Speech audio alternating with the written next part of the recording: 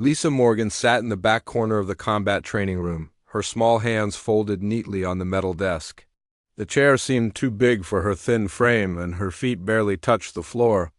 At 19 years old, she looked younger than most cadets at the Galactic Defense Academy. Her brown eyes stayed focused on the instructor's presentation about alien combat techniques while other students whispered and joked around her. The academy was huge, with silver walls that stretched up to the ceiling and windows that showed the stars beyond. Ships came and went from the landing pads outside, carrying cadets from 17 different worlds. Lisa had been here for 3 weeks now, and she still felt like she didn't belong. The other human cadets talked about their home planets with pride, sharing stories of battles they had won or creatures they had hunted. Lisa just listened and said nothing. Her uniform was always perfectly pressed, her auburn hair pulled back, in the regulation style that all female cadets had to wear. She followed every rule and completed every assignment on time. Her test scores were good, better than most, but she never raised her hand in class or volunteered for anything extra. The instructors knew her name, but nothing else about her. Sergeant Jake Martinez walked between the rows of desks, his heavy boots making sharp sounds on the metal floor. He was a big man with gray hair and scars on his hands from years of fighting. He had served in 3 different wars against alien enemies, and every cadet knew his reputation. He could spot the best fighters within days of their arrival, but Lisa puzzled him. "Tomorrow we start hand-to-hand combat training," Martinez announced to the class. "You'll be paired with cadets from other species. The Korathi have natural armor. The Zealands move faster than your eyes can follow, and the Thraxians can read your thoughts before you make a move. As humans, you'll need to be smarter and more adaptable than everyone else." Lisa wrote down every word in her notebook, her handwriting small and neat. She had read about the other species before coming to the academy. The Korathi looked like walks with 4 arms. The Zealands had blue skin and could run up walls. The Thraxians had large heads and could speak without opening their mouths. Humans were considered average at almost everything. After class, Lisa walked to the cafeteria alone. The room was filled with hundreds of cadets from different worlds, all eating together at long tables. The noise was overwhelming, with dozens of languages being spoken at once. Lisa took her tray and found an empty spot at the end of a table where mostly human cadets sat. "Hey, you're Lisa, right?" asked a blonde girl who sat down across from her. "I'm Amy Collins. We're in the same combat training class." Lisa nodded and continued eating her meal. The portions were larger than what she was used to, but she always finished everything on her tray. She was always hungry, no matter how much she ate. "Where are you from?" Amy asked, trying to start a conversation. "New Montana," Lisa replied, quietly. "It's a farming world. That's cool." "I'm from New California. My dad was in the defense force, so I've wanted to be a soldier since I was little." "What about you? Why did you join?" Lisa paused, her fork halfway to her mouth. The real answer was complicated. Her parents had died in a transport accident when she was 16, leaving her alone on a world where she had never felt like she fit.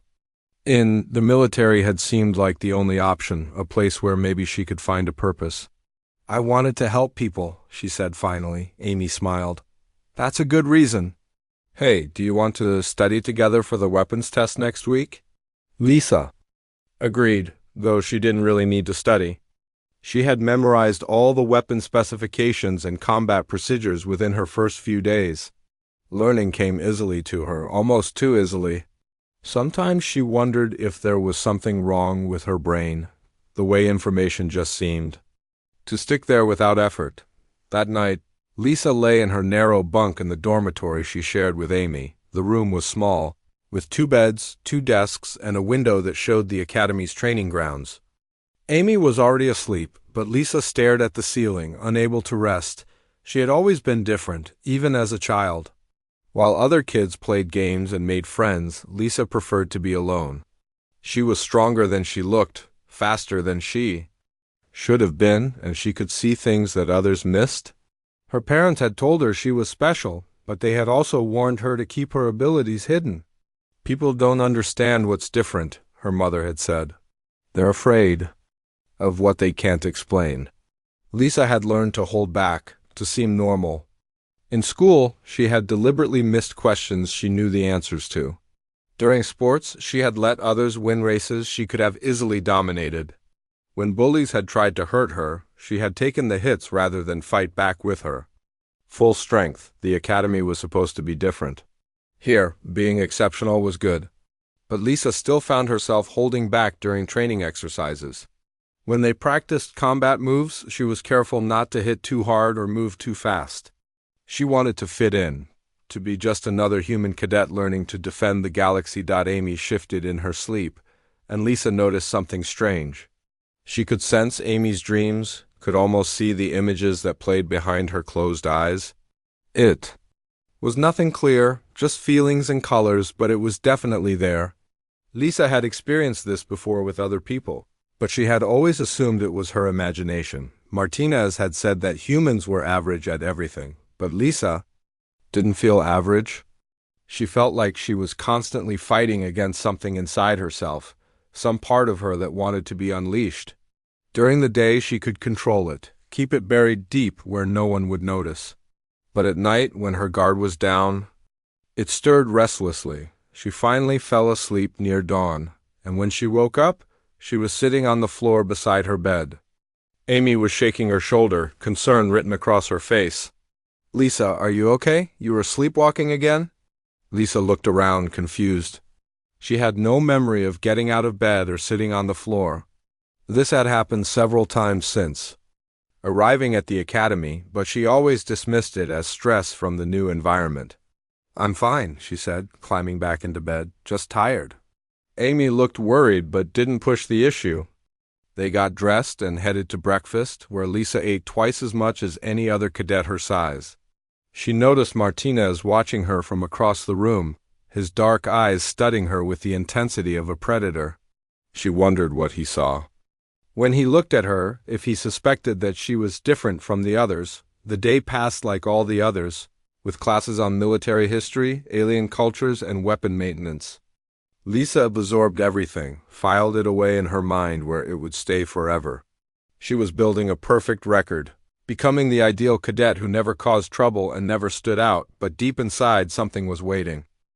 The biodome stretched out like a real jungle, complete with thick trees, hanging vines, and the humid air that made uniforms stick to skin. Lisa followed her squad through the dense undergrowth, her boots making soft sounds on the damp ground. The artificial sunlight filtered through the canopy above, creating patches of light and shadow that moved with the mechanical breeze. Ryan Torres led their 6-person squad with confident movements, his voice low as he gave hand signals to the others. He was everything Lisa wasn't, tall and muscular with an easy smile and natural leadership skills. The other cadets followed him without question, trusting his judgment completely. Lisa stayed at the back of the group, her rifle held ready, but her eyes scanning the environment with unusual intensity. "Remember, this is a standard reconnaissance mission," Ryan whispered into his comm unit. "We locate the target, mark it for extraction, and return to base. Simple and clean." The biodome was designed to simulate different planetary environments for training purposes. Today they were on a world called Taurus Prime, known for its dense jungles and dangerous wildlife. The Academy had recreated everything perfectly. From the purple-tinged leaves to the strange calls of unseen creatures in the distance, Lisa could sense things that the others missed. There was a wrongness in the air, a tension that made her skin crawl. Her enhanced senses picked up movements that were too large, too aggressive for the supposed harmless creatures that should inhabit this section of the dome. She wanted to warn the others, but she had no logical explanation for her unease. "Contact ahead," whispered Jenny Park, the squad scout. She was crouched behind a fallen log, her binoculars focused on something through the trees. "I see the target marker, but there's something else, something big." Ryan moved forward to look for himself, and Lisa felt her heart rate increase. The wrongness was getting stronger, like a storm building in the distance. She gripped her rifle tighter, though she knew the training weapons were set to low power, and wouldn't stop anything truly dangerous. "That's not supposed to be there," Ryan said, his voice tight with concern. "That's a Korvac beast." They're restricted to Section 7 of the dome. Lisa had read about Korvac beasts in her xenobiology classes. They were massive predators from Thyros Prime, standing 3 meters tall and weighing over 400 kilograms. 6 powerful legs supported a body covered in thick hide that could deflect most small weapons. Their claws were as long as human hands and sharp enough to cut through steel. "We need to call for extraction," said Danny Kim, the squad's communications specialist. His hands were already moving to his comm unit. "This is way beyond training parameters." But before Danny could send the message, the jungle erupted in chaos. The Korvac beast burst through the undergrowth with terrifying speed, its massive form moving like a force of nature. It stood as tall as a small building, its 6 legs churning the ground into mud. Yellow eyes fixed on the squad with predatory intelligence, and its mouth open to reveal rows of razor-sharp teeth. "Run!" Ryan shouted, but the beast was already moving to cut off their retreat. Its massive body blocked the path they had taken, and the dense jungle on either side offered no escape route. The squad scattered, diving behind trees and fallen logs. But there was nowhere to go. Amy tripped over a root and fell directly in the beast's path. She scrambled backward on her hands and knees, her face white with terror. The Korvac beast focused on her movement, its massive head lowering as it prepared to strike. Its claws extended, each one capable of cutting a person in half. "Amy!" Ryan raised his rifle and fired, but the low-powered training bolts bounced harmlessly off the beast's thick hide. The other squad members added their fire, but it was like throwing stones at a mountain. The creature barely seemed to notice the impacts. Lisa watched Amy struggle to get away, and something deep inside her began to wake up. It was the same feeling she had experienced in her dreams, a power that had been sleeping but now stirred to life. Her vision sharpened, and she could see every detail of the beast's movements. Time seemed to slow down as her enhanced perception kicked in. The Korvac beast reared up on its hind legs, its massive claws poised to strike down at Amy. Lisa could see the trajectory of the attack, could calculate exactly where those deadly talons would hit.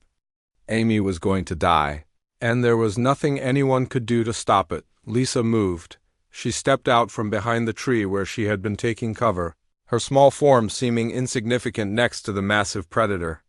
The beast's attention shifted, to her yellow eyes focusing on this new threat. Lisa walked forward calmly, her hands empty, her expression strangely peaceful. "Lisa, get back!" Ryan shouted, but she didn't seem to hear him. The beast swung one massive paw toward her, claws extended. Lisa caught it in her bare hands. The impact should have crushed her instantly, but instead the creature's massive limbs stopped dead in her grip.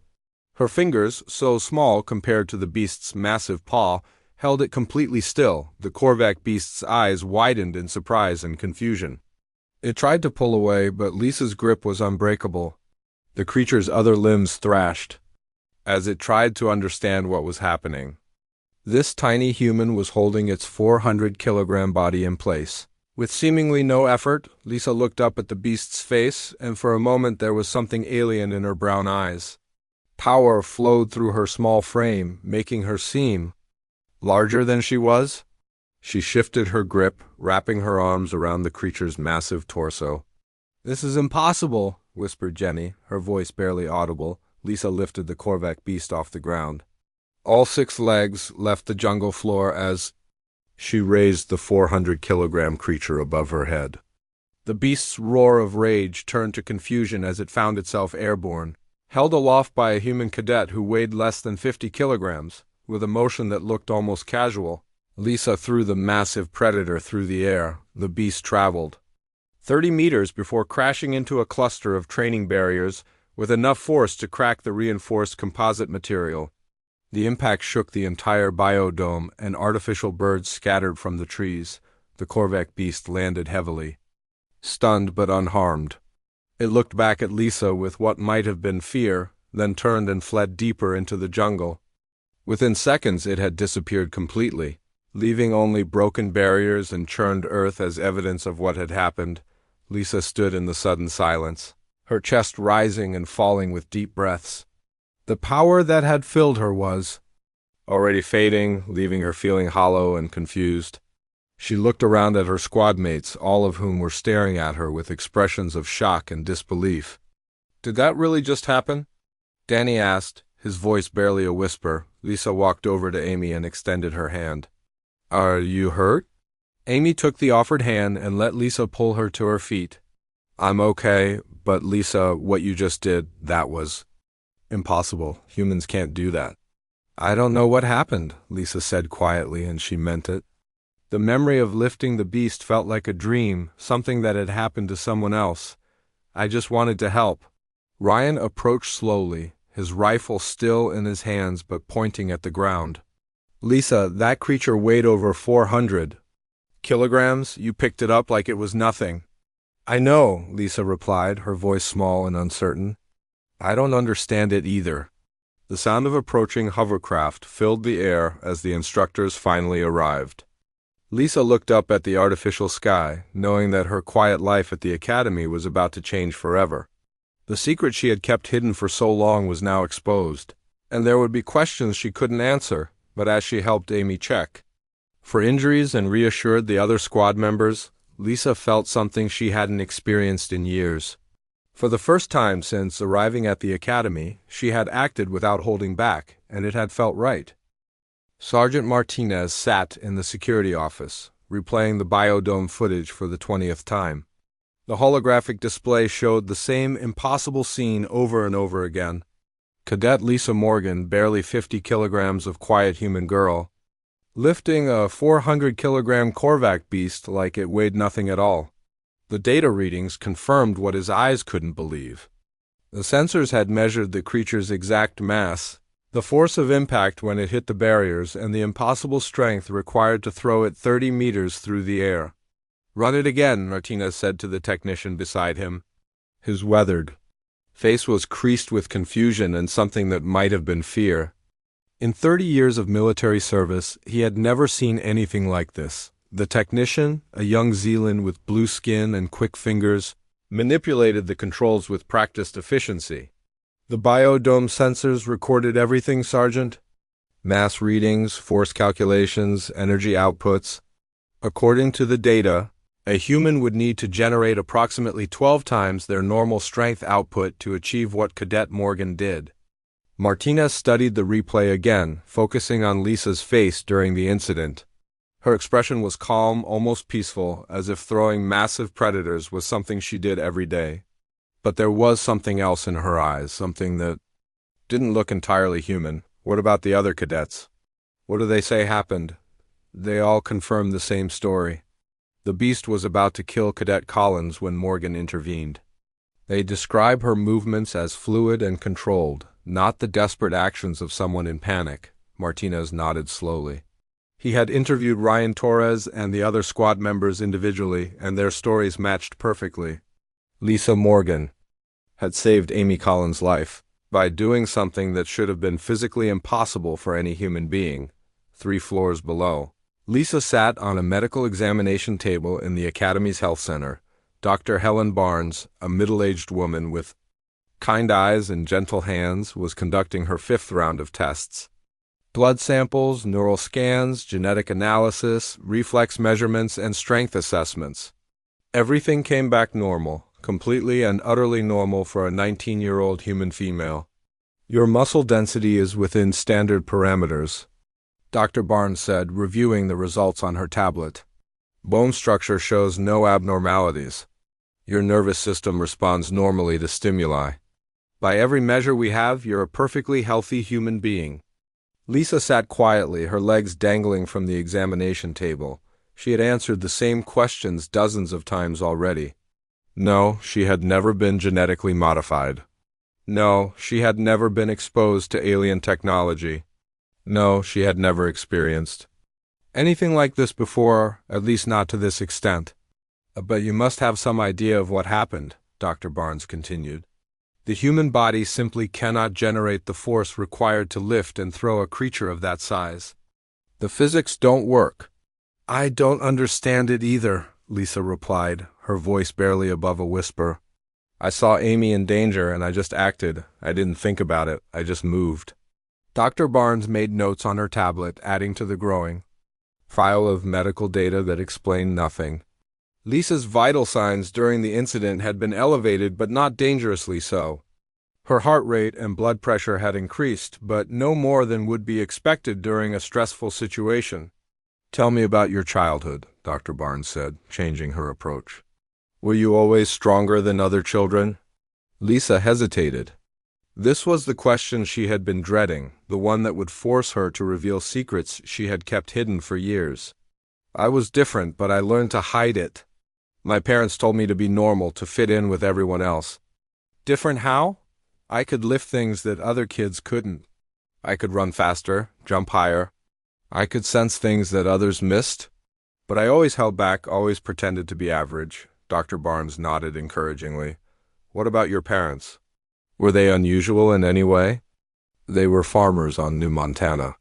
They seemed normal to me, but they died when I was 16. I never got to ask them about why I was different." The door to the medical bay opened, and Commander Patricia Hayes entered. She was a tall woman with silver hair and the bearing of someone who had spent decades in military command. Her presence filled the room with authority, and even Dr. Barnes straightened slightly. "Cadet Morgan," Commander Hayes said, her voice crisp and professional. "I've read the reports about yesterday's incident. I need to ask you some questions." Lisa straightened on the examination table. "Yes, ma'am." "Have you ever had contact with alien technology or been exposed to unknown energy sources?" "No, ma'am." "Have you ever been off-world except for your transport to this academy?" "No, ma'am. I lived on New Montana my whole life until I enlisted." Commander Hayes walked closer, her sharp eyes studying Lisa's face. "The incident in the biodome has attracted attention from Earth Command. They're sending a team of specialists to evaluate your abilities. Until they arrive, you'll be confined to the academy and subject to continuous monitoring." Lisa felt her heart sink. She had hoped that the incident would be forgotten, that she could return to her quiet life as an unremarkable cadet. "Am I in trouble, ma'am?" "That depends on what we discover about your abilities. If you're a threat to other cadets or to military security, you'll be removed from the program. If you're an asset, you'll be reassigned to specialized training." The commander turned to Dr. Barnes. "I want hourly reports on her condition. Any changes, any unusual readings, anything at all that seems abnormal." "Understood, Commander." After Commander Hayes left, Dr. Barnes continued her examination with renewed intensity. She attached additional monitors to Lisa's arms and chest, devices that would track her vital signs continuously. The equipment felt heavy and uncomfortable, a constant reminder that she was no longer a normal cadet. "Dr. Barnes," Lisa said quietly, "what's going to happen to me?" The doctor paused in her work, her expression softening. "I don't know, Lisa. What you did yesterday changes everything we thought we knew about human capabilities. There will be tests, evaluations, and probably a lot of uncomfortable questions. But remember, you saved someone's life. That has to count for something." Lisa nodded, though she wasn't sure she believed it. She had spent her entire life trying to be normal, and now that facade had been shattered in the most dramatic way possible. She thought about Amy, who had been visiting regularly, despite the medical restrictions. Her roommate insisted that Lisa was a hero, that she had done something amazing, but Lisa didn't feel like a hero. She felt like a freak. The door opened again, and Amy Collins entered with Ryan Torres and Jenny Park. They looked uncomfortable in the sterile medical environment, but their faces brightened when they saw Lisa. "How are you feeling?" Amy asked, pulling up a chair beside the examination table. "Confused," Lisa answered honestly. "I don't understand what happened, and I don't know what's going to happen next." Ryan stepped forward, his expression serious. "Lisa, what you did saved Amy's life. The rest of us were helpless against that creature. If you hadn't intervened, we would have lost her." "But I'm not supposed to be able to do things like that," Lisa replied. "Humans can't lift 400-kilogram creatures. It's not possible." "Maybe humans can't," Jenny said thoughtfully. "But maybe you're not entirely human. Maybe you're something more." The words hung in the air like a challenge. Lisa had always known she was different, but she had never considered that she might not be human at all. The possibility was both terrifying and strangely liberating. The genetic tests show that I'm completely human, Lisa said. Dr. Barnes confirmed it. Tests can be wrong, Amy replied. Or maybe being human means something different than we thought. Maybe you're showing us what humans are really capable of. Lisa looked at her friends, these people who had accepted her despite witnessing something that defied explanation. They didn't seem afraid of her, didn't treat her like a monster. Instead, they looked at her with curiosity and respect. I've been having dreams, Lisa said suddenly. Strange dreams about places I've never been, about energies and forces I don't understand. They feel like memories, but they can't be my memories. Dr. Barnes looked up from her tablet, her interest clearly piqued. Tell me about these dreams. Lisa closed her eyes, trying to recall the images that had haunted her sleep for years. There are vast spaces bigger than anything on a planet. Streams of light that flow like water. And there's a presence, something that feels familiar but alien at the same time. How long have you been having these dreams? Since I was a child. They used to scare me, but lately they've been getting stronger, more detailed. Dr. Barnes made more notes, her expression thoughtful. Lisa, I want to try something different. Instead of looking at what makes you abnormal, let's focus on understanding your abilities. Maybe we can learn to help you control them. Lisa opened her eyes, hope flickering in her chest. You think that's possible? I think you're dealing with something unprecedented, but that doesn't mean it's dangerous or wrong. It just means we need to learn how to work with it. As her friends gathered around the examination table, Lisa felt something she hadn't experienced in weeks. She felt accepted, understood, and maybe even valued. The quiet cadet who had tried so hard to blend in was gone, replaced by someone who might actually make a difference in the galaxy. The secured testing facility was hidden deep beneath the academy, in levels that most cadets never knew existed. Lisa walked through the reinforced corridors beside Sergeant Martinez, her footsteps echoing off the metal walls. The air smelled different down here, sterile and cold, like a place where secrets were kept and studied. This is where we conduct classified research, Martinez explained as they approached a heavy door marked with warning symbols. Everything that happens here stays here. The Academy's regular staff doesn't even know about these levels. Lisa nodded, though her stomach churned with nervousness. 3 days had passed since the biodome incident, and she had spent most of that time in medical examinations and interviews. Now they wanted to test her abilities in a controlled environment, to see exactly what she could do when she stopped. Holding back, the testing chamber was enormous, with walls made of some kind of reinforced material that Lisa didn't recognize.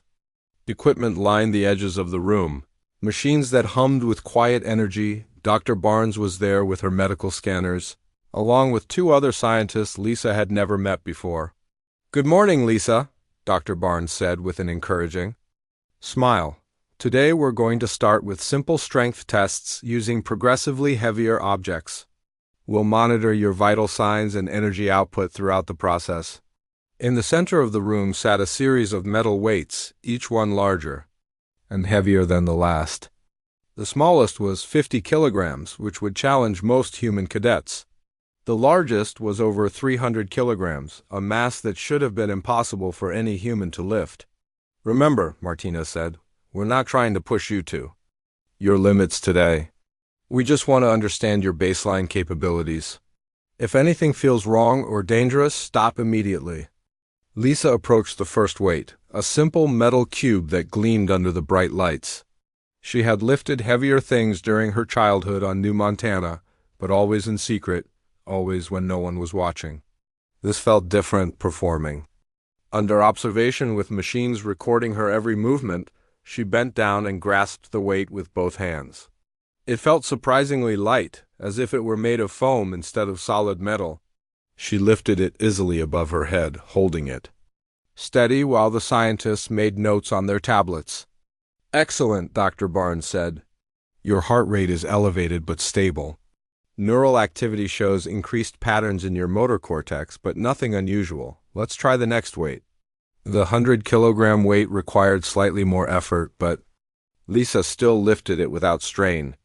The scientists watched with fascination as she moved through the progressively heavier objects, each one presenting no real challenge to her enhanced abilities.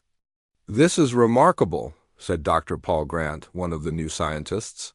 He was a thin man with thick glasses who specialized in human genetics. "Her muscle fibers should be tearing under this stress, but all our readings show normal function." When Lisa reached the 300-kilogram weight, she felt the familiar sensation of power flowing through her body. It was like electricity running under her skin, making every cell vibrate with energy. She lifted the massive weight as easily as she had lifted the first one, and the room fell silent. "That's physically impossible," whispered Dr. Rachel Stone, the other new scientist. She studied alien biology and had worked with dozens of different species. Even the strongest known species couldn't lift that much weight with such apparent ease. Dr. Barnes checked her scanners, her eyes widening at the readings. "Lisa, I'm detecting unusual energy patterns in your neural system. It's similar to bioelectric fields we've observed in certain energy-manipulating species, but the intensity is much higher." Lisa set down the weight and looked at the gathered scientists. "What does that mean?" "It means your brain is generating and channeling energy in ways that human brains shouldn't be able to," Dr. Grant explained. "You're essentially amplifying your physical capabilities through bioelectric enhancement." Martinez stepped forward, his expression serious. "Can you control it? Can you turn these abilities on and off at will?" Lisa considered the question carefully. "Sometimes I can feel it starting to happen, like a warmth spreading through my body. But I can't always make it start when I want it. 2. It seems to respond to need or emotion more than conscious control." "Let's test that theory," Dr. Barnes suggested. "Amy, would you join us, please?" Amy Collins entered the chamber, looking nervous but determined.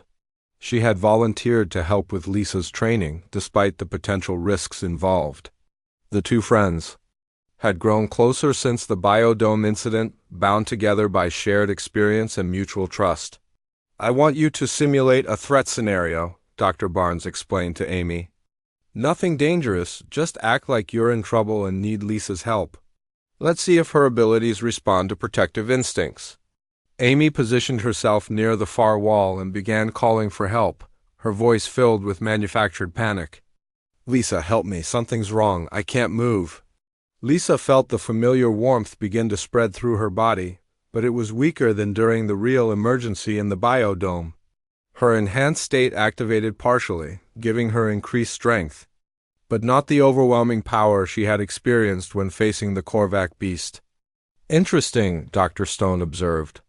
"Her energy output increased, but only to about 30% of what we saw with the heaviest weights. It seems her abilities are triggered more strongly by genuine need than simulated danger." They spent the next several hours testing different scenarios and emotional triggers. Lisa's abilities responded most strongly when she believed someone was actually in danger, but she gradually learned to recognize the physical sensations that preceded her enhanced state.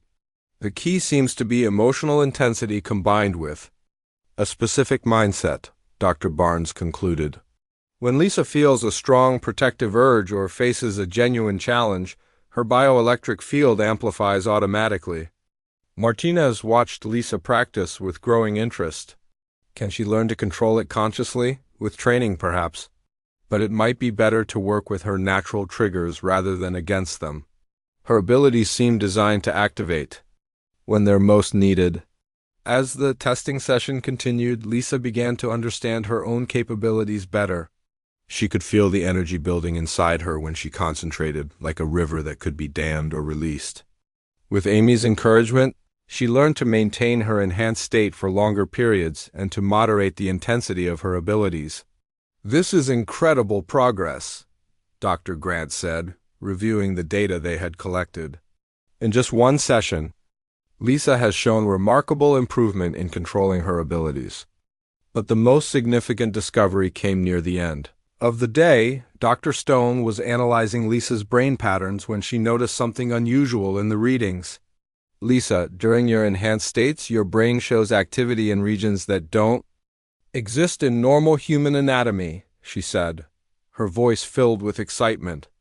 It's as if you have additional neural structures that only activate when you use your abilities. What does that mean? Lisa asked. It means you might not be entirely human after all. Or perhaps you represent what humans could become under the right circumstances. Lisa felt a chill run down her spine. The possibility that she wasn't fully human had occurred to her before, but hearing it confirmed by a scientist made it real in a way that frightened her.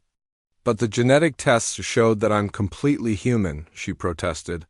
Genetics only tell part of the story, Dr. Stone replied. Environmental factors, energy exposure, or even evolutionary pressure could trigger dormant capabilities that don't show up in standard genetic analysis. Martinez placed a reassuring hand on Lisa's shoulder. Whatever you are, Lisa, you're part of this team now. We're going to help you understand and control your abilities so you can use them to protect others. Amy stepped forward and took Lisa's hand. You saved my life and probably the lives of everyone else in our squad. That's what matters, not what tests say about your biology. Lisa squeezed Amy's hand gratefully. The fear was still there, the uncertainty about what she was becoming. But she also felt something new, purpose. For the first time in her life, her abilities weren't something to hide or be ashamed of. They were tools that could help people, weapons that could protect the innocent. I want to learn more, Lisa said, looking around at the gathered scientists and instructors. I want to understand what I can do and how to control it properly. Dr. Barnes smiled. Then we'll continue tomorrow. But for now, you should rest. These tests have put considerable strain on your system, even if you don't feel it yet. As they left the testing facility, Lisa felt a sense of anticipation she had never experienced before. The quiet cadet who had tried so hard to blend in was gone, replaced by someone who was ready to embrace her true nature. She didn't know what tomorrow would bring, but she was no longer afraid to find out. The galaxy was full of dangers and mysteries, and Lisa Morgan was beginning to understand that she might be one of the keys to facing them. The final evaluation chamber was larger than any training facility Lisa had seen before. Holographic projectors lined the walls, creating a realistic battlefield complete with burning buildings and the sound of distant explosions. The simulation was designed to test everything she had learned over the past month of intensive training. Combining her enhanced abilities with military tactics and leadership skills, Lisa stood at the center of the room wearing full combat gear, her squad assembled around her. Amy Collins, Ryan Torres, Jenny Park, Danny Kim, and two new cadets named Carl White and Beth Adams formed her team. They were nervous but confident, having trained with Lisa for weeks as she learned to control her abilities. Remember, this is your final test, Sergeant Martinez said through the CUM system. You're in command of a mixed-species evacuation zone under attack by hostile forces. Your job is to protect the civilians and coordinate the defense until reinforcements arrive. Commander Hayes watched from the observation deck above, flanked by the specialists from Earth Command who had arrived to evaluate Lisa's potential. Dr. Barnes monitored Lisa's vital signs from her medical station, ready to stop the simulation if anything went wrong. Simulation beginning in 10 seconds, announced the computer voice. All personnel take positions. Lisa closed her eyes and felt for the familiar warmth that signaled her enhanced abilities. It came easier now, after weeks of practice and training. The bioelectric energy flowed through her body like a gentle current, sharpening her reflexes and increasing her strength. But she kept it controlled, using only what she needed. The simulation began with explosions rocking the virtual city around them. Holographic civilians ran screaming through the streets while enemy soldiers advanced from multiple directions. Lisa's enhanced senses immediately picked up movement patterns and tactical positions that her teammates couldn't see. Denny, set up communications with the evacuation transports, Lisa ordered, her voice calm despite the chaos around them. Amy and Carl, take the north barrier and establish covering fire. Ryan and Jenny, secure the civilian gathering point. Beth, you're with me. Her squad moved with practiced efficiency, each member knowing their role perfectly. Lisa had learned to balance her extraordinary abilities with ordinary leadership, using her enhanced perception to guide strategy while letting her team handle the execution. The first wave of enemy attacks came from three directions simultaneously. Lisa could see the holographic soldiers advancing through the smoke, their movements coordinated and deadly. Without her abilities, the defense would have been hopeless. With them, she could turn the tide. Contact north, heavy weapons team advancing. Amy reported through the com. Lisa activated her enhanced speed and moved to support the north position.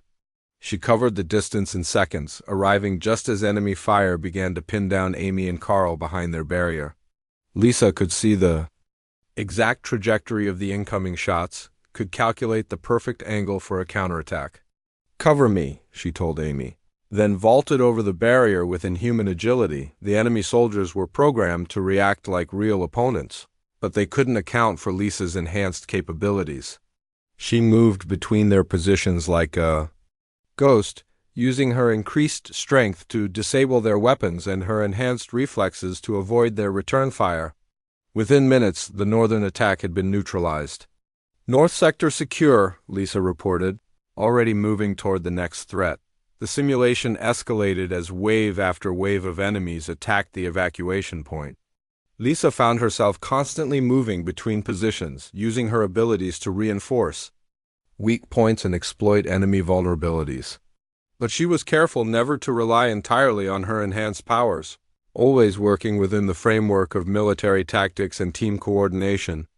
"Incoming heavy armor from the east," Ryan called. "Out. We need something bigger than small arms to stop this."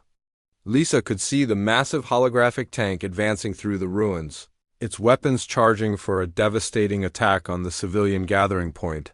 Her enhanced vision showed her a weakness in its armor plating, a small gap near the main gun that could be exploited. "I've got it," Lisa said, sprinting toward the tank. She leaped onto the moving vehicle with enhanced agility, her hands finding purchase on the smooth armor plating. The tank's crew tried to shake her off, but Lisa's grip was unbreakable. She worked her fingers into the armor gap she had spotted and began to pull. The reinforced metal that should have required explosives to breach came apart in Lisa's hands like paper. She reached inside and disabled the tank's main systems with surgical precision, leaving the crew unharmed but the vehicle completely helpless. "Target neutralized," she reported. Jumping down from the disabled tank, the simulation continued for another hour, throwing increasingly difficult challenges at Lisa's squad. Enemy reinforcements, civilian casualties that required immediate evacuation, equipment failures that needed creative solutions. Through it all, Lisa demonstrated not just her enhanced abilities but her growth as a leader and strategist. The turning point came when the simulation presented her with an impossible choice. A group of civilians was trapped in a burning building, while her squad was pinned down by heavy enemy fire. She couldn't save both without splitting her forces and risking everyone. Lisa studied the tactical display, her enhanced perception analyzing dozens of variables simultaneously. Then she made a decision that surprised everyone watching. "All units fall back to secondary positions," she ordered. "Maintain covering fire but do not advance." Instead of using her abilities to single-handedly assault the enemy positions, Lisa coordinated a complex tactical maneuver that used her enhanced senses to guide her team's movements. She created openings for Ryan and Jenny to advance, provided cover for Amy and Carl to reposition, and directed Danny's communications to call in simulated artillery support. The rescue succeeded because of teamwork and strategy, not because Lisa had overpowered the opposition with superhuman strength. She had learned to use her abilities as tools within a larger framework, enhancing her team's capabilities rather than replacing them. "Simulation complete," announced the computer voice. "All objectives achieved. Civilian casualties, 0. Military casualties, 0. Mission success." Lisa's squad gathered around her, their faces glowing with pride and exhaustion. They had worked as a perfect team, each member contributing their unique skills to achieve victory. Lisa's enhanced abilities had been crucial, but they hadn't overshadowed The contributions of her teammates. Commander Hayes descended from the observation deck, her expression unreadable. Cadet Morgan, that was an impressive display of tactical leadership. You successfully integrated your unique capabilities with standard military doctrine. Thank you, ma'am, Lisa replied, still breathing heavily from the intense simulation. The evaluation committee has reached a decision about your future assignment. You'll be commissioned as a second lieutenant in the Galactic Defense Force's Special Response Unit, a new division designed to handle unconventional threats, Lisa felt. Her heart raced with excitement and nervousness. What kind of threats, ma'am? The kind that require unconventional solutions. Your abilities make you uniquely qualified to handle situations that would challenge traditional military responses. Dr. Barnes approached with her final medical readings. Your vital signs remain stable throughout the entire simulation, Lisa. You've achieved remarkable control over your enhanced states. Amy stepped forward, grinning widely. So we're all going to work together? Commander Hayes nodded. Your entire squad has been selected for the Special Response Unit. Your teamwork and adaptability during training have been noted by the evaluation committee. Ryan clapped Lisa on the shoulder. From the quiet cadet in the back row to squad, leader of an elite unit. That's quite a journey. Lisa looked around at her friends and teammates, these people who had accepted her despite her differences and helped her become someone she had never imagined she could be. The shy girl who had tried so hard to blend in was gone, replaced by a confident leader who understood both her capabilities and her responsibilities. I couldn't have done any of this without all of you, Lisa said. My abilities might be unusual, but they're only useful when combined with good teammates and solid training. Sergeant Martinez approached the group, his weathered face showing something that might have been pride. You've come a long way from that first day in combat training, Morgan. But remember, this is just the beginning. The galaxy is full of mysteries and dangers, and your unit will be on the front lines of dealing with them. Lisa nodded, feeling ready for whatever challenges lay ahead. She had spent her entire life hiding what made her different, but now those differences had become her strength. The quiet cadet who had sat in the back corner was gone forever, replaced by someone who was ready to face the unknown. As her squad prepared to leave the evaluation chamber, Lisa took one last look at the holographic battlefield where she had proven herself. Tomorrow would bring new challenges, new mysteries to solve, and dangers to face. But she was no longer facing them alone. The galaxy was vast and full of wonders, and Second Lieutenant Lisa Morgan was ready to explore it all.